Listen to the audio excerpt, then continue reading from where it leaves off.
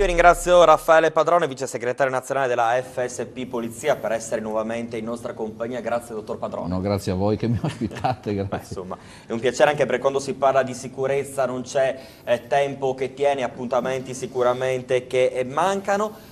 Ha sentito controlli lungo le strade, soprattutto lungo la Cimpello Sequals, controlli nelle scuole dove sono stati rinvenute sostanze stupefacenti, controlli anche nelle piazze in vista appunto del Capodanno. Capodanno che secondo lei come si presenterà sotto questi punti di vista nel 2018 a cavallo col 2019? Ci sono dei pericoli, delle incombenze in atto? Ma sicuramente i controlli sono quelli che vengono attuati ogni fine anno dall'inizio delle festività natalizie, quindi c'è un occhio particolare in questo periodo, ma questo succede purtroppo dopo la strage del 2011, quindi abbiamo sempre messo in campo del personale che controllasse le piazze, tant'è che non solo la piazza di Pordenone avrà un numero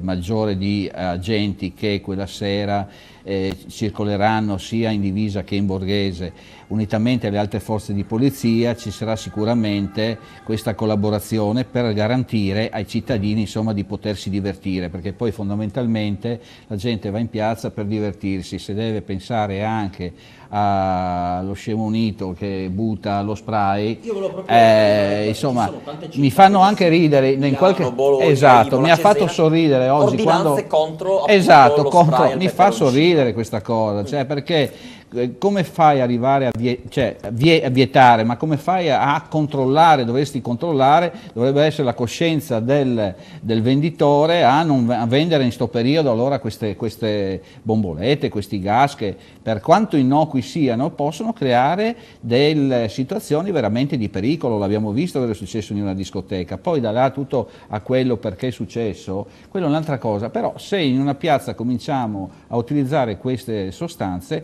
potrebbe succedere, potrebbe diventare pericolosissimo. Quindi il problema è a monte non per chi lo acquista, cioè non dovete venderlo in questo periodo, se no come fai a controllare che io ce l'ho in tasca? Ma se uno l'ha già comprato benissimo, mi dica come possiamo controllare a migliaia e migliaia di persone che quella sera saranno in piazza, ma basta che lo facciano adesso nelle nostre casette, no? Quelle, dove in queste sere c'è un sacco di festa, c'è un sacco di persone, ci sono gli eventi e dovrebbero essere allora misurate le persone, dovrebbero passare a un metal detector per vedere se c'è la bomboletta. Mi pare una cosa assurda, che è una incapacità in questo senso di agire delle forze dell'ordine. Io faccio sempre appello, ma è inutile fare l'appello alle persone che vogliono commettere un reato, perché se hanno deciso di fare lo fanno, quindi non puoi dire al ladro non rubare dal 25 al 31, quello lo fa. E io dico invece bisogna stare più attenti, nelle abitazioni, cioè gli orari particolari dal 25 al 31, l'abbiamo già detto, sono periodi in cui la gente va fuori a fare le spese e qualcuno la spesa ce la fa a casa nostra. Lasciatemi passare sta battuta, ma cerchiamo di drammatizzare. Quando il gatto c'è, esatto. I ballano, mi sembra. Quello che abbiamo, che sicuramente sarà fatto, una forza di presenza di uomini maggiore, ma così in tutte le piazze d'Italia. Oggi ho ascoltato, hanno fatto l'esempio di tante altre città, ma anche nella nostra città ci saranno degli aumenti di controlli che vengono fatti anche prima della manifestazione, quindi poi la gente, tant'è che si lamenta che magari trova il posto di controllo, trova il posto di blocco, certo. Però purtroppo nelle strade, ne abbiamo visto anche qua poco distante, 10 minuti fa è successo un altro incidente. C'è un numero non grave, c'è un numero di persone chiaramente che si muove maggiore di altri sabati, di altre giornate, di altre settimane.